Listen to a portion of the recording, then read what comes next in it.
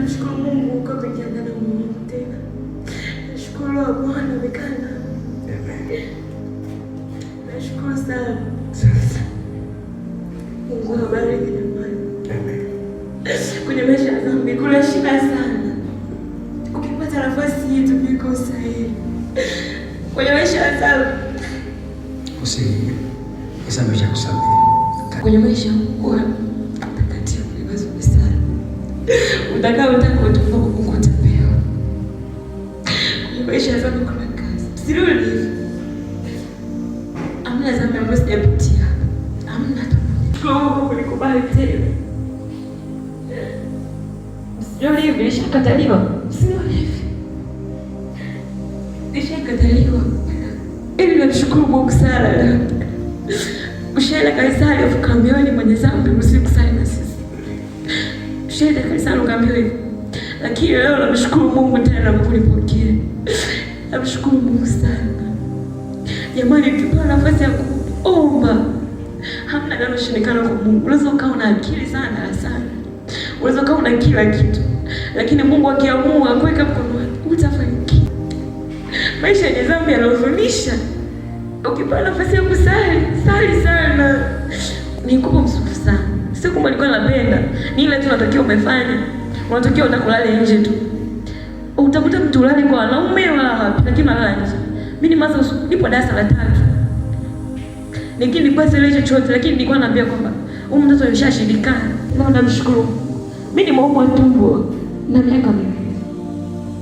Naumwa tumbo. Na nikianza kuwa naumwa kweli, lakini leo Bwana ameshuka katika maisha yangu. Sitamani tena kupoteza. Sitamani.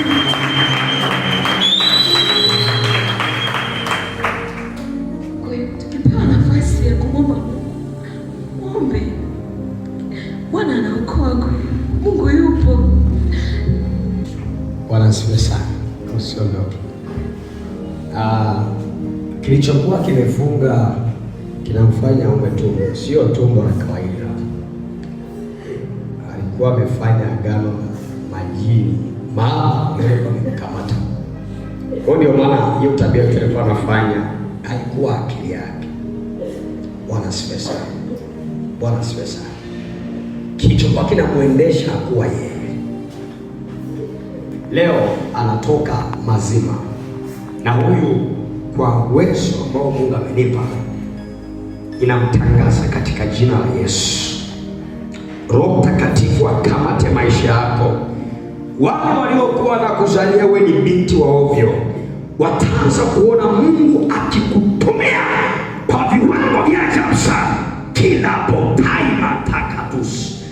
Nina Roho wa Bwana, Roho wa wema, Roho Mtakatifu ayakamata maisha yako. Kila utakapokwenda Mungu akupe kibali. Utainua watu wengi sana wanaopitia kwenye mazingira upitia. Kila utakayezungumza naye atakusikiliza na Roho Mungu atamkamata na atageuka. In the name of Jesus. Umeshatoka kwenye kifungo na hautafungwa tena.